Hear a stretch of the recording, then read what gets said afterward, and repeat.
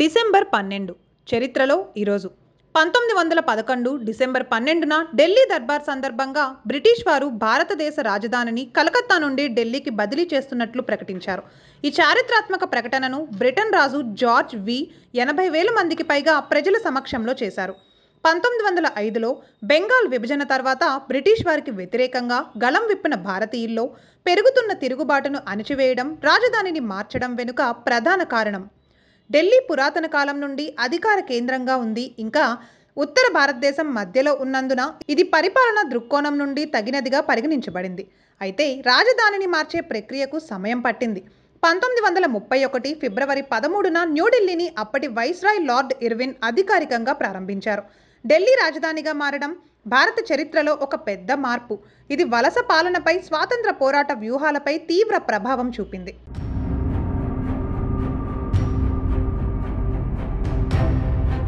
1996 December 12న Ganga జలాల భాగస్వామ్యంపై భారతదేశం, బంగ్లాదేశ్ మధ్య ఒక చారిత్రాత్మక ఒప్పందం సంతకం చేయబడింది. దీనిని గంగా జలాల భాగస్వామ్య ఒప్పందం లేదా ఫరక్కా ఒప్పందం అని కూడా పిలుస్తారు.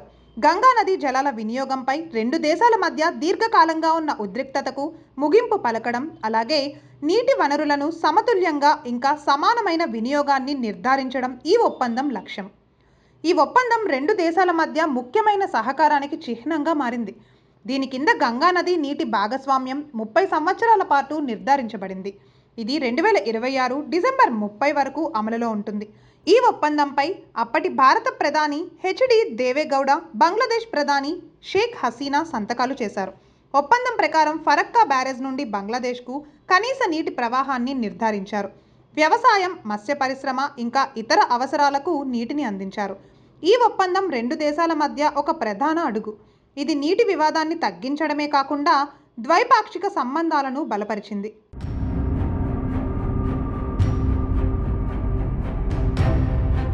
స్వాతంత్ర సమరయోధుడు బాలకృష్ణ శివరాం ముంజే 1872 డిసెంబర్ 12న జన్మించారు. భారత స్వాతంత్ర పోరాటంతో పాటు ఆయన హిందూ సమాజం సంస్థ ఇంకా సాధికారతకు కూడా అంకితమయ్యాడు. ఆయన హిందూ మహాసభలో ప్రముఖ సభ్యుడు, ఇంకా 1927-28లో దాని అధ్యక్షుడిగా కూడా పనిచేశారు. ముంజే భారతీయ సమాజాన్ని వ్యవస్థీకృతం, అలాగే శక్తివంతం చేయడంలో ముఖ్యమైన సహకారం అందించారు. ఆయన రాష్ట్రీయ స్వయం సేవక్ సంఘ్ వ్యవస్థాపకుడు, కేశవ్ బలిరామ్ హెడ్గేవార్ రాజకీయ సైద్ధాంతిక గురువుగా పరిగణించబడ్డారు. ఆయన స్ఫూర్తితో డాక్టర్ హెడ్గేవార్ 1925లో ఆర్ఎస్ఎస్ని స్థాపించారని నమ్ముతారు. ముంజే జీవితం హిందూ సమాజం ఐక్యత, ఉద్ధరణకు అంకితం చేయబడింది. ఆయన 1937లో వీర్ సావర్కర్కు హిందూ మహాసభ అధ్యక్ష పదవిని అప్పగించారు. బాలకృష్ణ శివరాం ముంజే 1948 మార్చి 3న మరణించారు.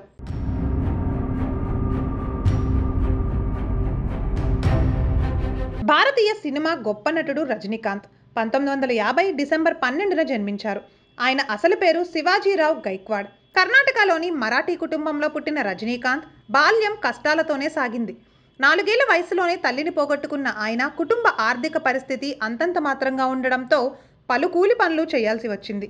రజనీకాంత్ పోర్టర్, కార్పెంటర్ ఇంకా బస్ కండక్టర్గా కూడా పనిచేశారు. 1975లో కథా సంగమం సినిమాతో తన సినీ జీవితాన్ని ప్రారంభించారు. దీని తర్వాత ఆయన అద్భుతమైన నటనా సామర్థ్యం ఇంకా కృషి ఆయనను భారతీయ సినిమాల్లో అతిపెద్ద స్టార్లలో ఒకరిగా మార్చాయి. రజనీకాంత్ అభిమానులు ఆయన్ను దేవుడిలా పూజిస్తారు. ఆయన స్టైల్, డైలాగ్ డెలివరీ, సింప్లిసిటీ ఆయనను యూనివర్సల్ సూపర్ స్టార్గా మార్చాయి. సౌత్ ఇండియా సినిమాలతో మొదలైన ఆయన ప్రయాణం నేటికి దేశ విదేశాల్లో స్ఫూర్తిని నింపుతూనే ఉంది. రజనీకాంత్ కథ ఒక సాధారణ వ్యక్తి అసాధారణ విజయాల ప్రయాణానికి స్ఫూర్తినిస్తుంది.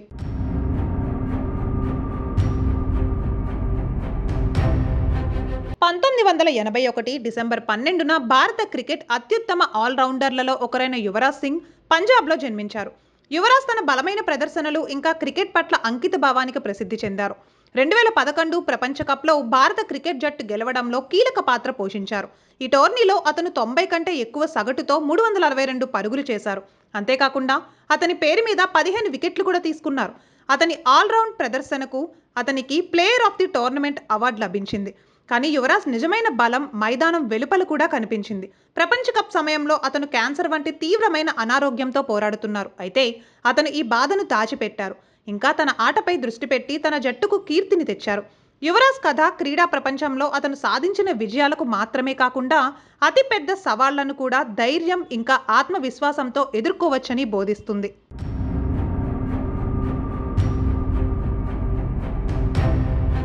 హిందీ సాహిత్యంలో మహాకవి మైథిలి శరణ్ గుప్త్ 1964 డిసెంబర్ 12న మరణించారు. అతను ఆధునిక హిందీ కవిత్వానికి మార్గదర్శకులలో లెక్కించబడ్డారు. అలాగే హిందీ సాహిత్య చరిత్రలో ఖాదీ బోలి మొదటి ముఖ్యమైన కవిగా పరిగణించబడ్డారు. మైథిలి శరణ్ గుప్త్ను హిందీ సాహిత్యంలో దద్దా అని కూడా పిలుస్తారు. అతని రచనలు ఖాదీ బోలిని శక్తివంతం చేయడమే కాకుండా సాహిత్య వేదికపై కొత్త గుర్తింపును కూడా ఇచ్చాయి. స్వాతంత్ర పోరాటంలో ప్రజలలో దేశభక్తిని ప్రేరేపించిన భారత్, భారతి, సాకేత్ ఇంకా జయద్రథ వధ అతని ప్రసిద్ధ రచనలు. ఆయన కవితలు దేశభక్తి, సామాజిక స్పృహ, మానవీయ విలువలను వ్యక్తీకరించాయి. మైథిలి శరణ్ గుప్త్ సాహిత్య సేవలకు గాను రాష్ట్ర కవి బిరుదు పొందారు.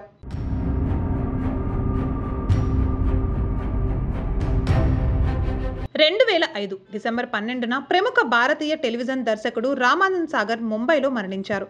రామాయణం, మహాభారతం వంటి చారిత్రాత్మక ఇంకా కాలానుగుణమైన ధారావాహికలను నిర్మించినందుకు ఆయన ఇప్పటికీ గుర్తుండిపోతారు. ఆయన పని భారతీయ టెలివిజన్కు కొత్త దిశను అందించింది. అలాగే రామాయణం వంటి సీరియళ్లు ప్రతి ఇంటికి ఆధ్యాత్మికత, సంస్కృతిని నింపాయి. రామానంద్ సాగర్ 1917 డిసెంబర్ 29న భక్త భారతదేశంలో జన్మించారు. పుట్టినప్పుడు ఆమెకు చంద్రమౌళి చోప్రా అని పేరు పెట్టారు. రచయితగా, దర్శకుడిగా సాహిత్యం, సినిమా రంగాల్లో ఎనలేని కృషి చేశారు. ఆయన కథలు ఇంకా సీరియల్స్ భారతీయ సంస్కృతి, మతం, సాంప్రదాయాల సారాంశాన్ని ప్రదర్శిస్తాయి. భారతీయ సినిమా, టెలివిజన్కు ఆయన చేసిన విశేష కృషికి భారత ప్రభుత్వం 2000లో పద్మశ్రీతో సత్కరించింది. రామానంద్ సాగర్ ఈ రోజు మన మధ్య లేకపోయినా రామాయణం, శ్రీకృష్ణుడు వంటి చారిత్రాత్మకమైన, కాలాతీతమైన ధారావాహికలను నిర్మించినందుకు ఆయన ఇప్పటికీ గుర్తుంచుకోబడ్డారు.